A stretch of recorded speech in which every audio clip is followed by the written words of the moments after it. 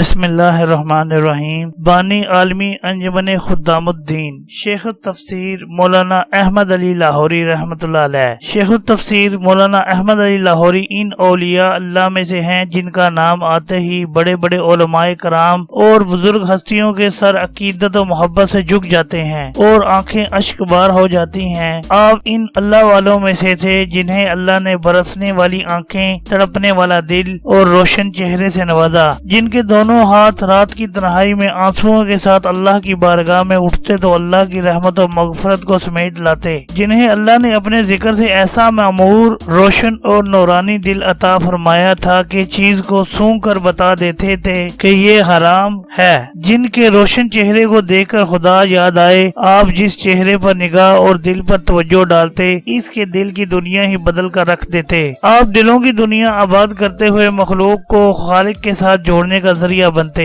آپ کا تعلق ان علماء کرام سے ہے کہ جو تمام زندگی قال اللہ و قال رسول کی صدا بلند کرتے اور لاکھوں لوگوں کو شرک و بدعت اور ضلالت و گمراہی کے گڑھوں سے نکال کر ان کے دلوں میں توحید الہی، عشق نبوی، حب صحابہ و اہل بیت کی شمع روشن کر کے ان کے دلوں کو ایمان سے منور کر دیتے تھے۔ مولانا احمد علی لاہوری کو انگریز تحریک ریشمی رومال کے جرم میں دہلی سے گرفتار کر کے لاہور لائے۔ اس ولی نے لاہور میں مسلسل 40 سال تک درس قرآن کا چراغ روشن کر کے لاکھوں دلوں کو ہدایت اور جنت کا راستہ دکھایا۔ جس دن وفات پائی اس دن بھی درس قرآن دیا اور اس سے اگلے روز جنازہ تھا۔ اس دن آپ کی وصیت کے مطابق پہلے درس قرآن دیا گیا اور تدفین بعد میں ہوئی۔ جب آپ کا جنازہ اٹھا تو لاکھوں عقیدت و محبت میں اشک بار آنکھوں کے ساتھ جنازے میں شریک ہو کر کاندھا دیتے ہوئے نظر آئے۔ تحریک ریشمی رومال انگریز سے برصغیر کی آزادی حاصل کرنے کا ایک منصوبہ تھا، مگر بدقسمتی سے یہ منصوبہ قبل از وقت اشتے از بہام ہو گیا۔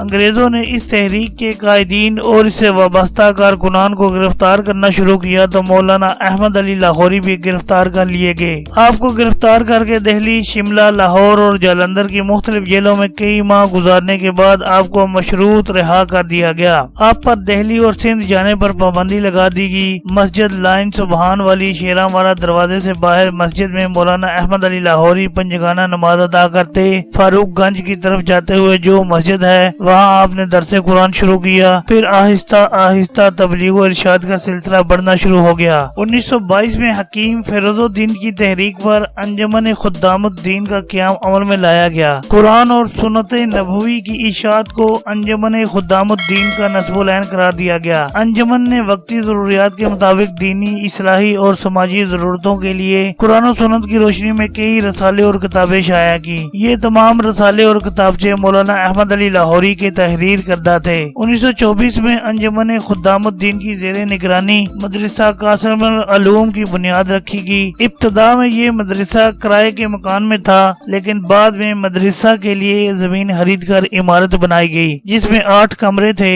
اس عمارت کی رسم افتتاح علامہ شبیر احمد عثمانی کے ہاتھوں 1934 میں ادا ہوئی۔ آپ نے عمر بھر قرآن مجید کی لفظاً و معاناً خدمت کی۔ 1935 میں آپ نے حفظ و ناظرہ کا اہتمام فرمایا۔ اس کے لیے مولانا عبیداللہ انور کی روایت کے مطابق علامہ انور شاہ کشمیری کو دارالعلوم دیوبند میں خط لکھا کہ ہمارے ہاں کوئی قاری بھجوائیں جو علم قرات کے ساتھ قرآن مجید کی تعلیم دے سکیں۔ انہوں نے قاری عبدل کریم کو بھجوا دیا۔ لاہور میں وہ پہلے قاری تھے جنہوں نے تجوید و ترتیل کی ابتدا کی۔ مولانا احمد علی لاہوری کی اسی محنت کا نتیجہ تھا کہ لاہور میں قرآنی تعلیمات عام ہوئیں۔ آپ نے مسلمانوں کو قرآن مجید سمجھانے کے لیے روزانہ نماز فجر کے بعد 1 گھنٹہ درس قرآن رکھا ہوا تھا۔ اس میں مسلمان مردوں کے علاوہ علیحدہ باپردہ جگہ میں خواتین بھی شریک ہوتی تھیں۔ یہ درس اتنا مشہور تھا کہ لوگ دور دراز سے آ کر درس قرآن میں شریک ہوتے تھے۔ اس کے علاوہ یکم رمضان سے ایک درس مدارس عربیہ کے فارغ التحصیل علماء کے لیے ہوتا اور 3 ماہ میں سارے قرآن کی تفسیر انہیں پڑھائی جاتی۔ تفسیر کے اختتام پر باقاعدہ سند دی جاتی تھی۔ اس درس کی تکمیل کے بعد جو حضرات مزید تعلیم حاصل کرنے کے لیے خواہشمند ہوتے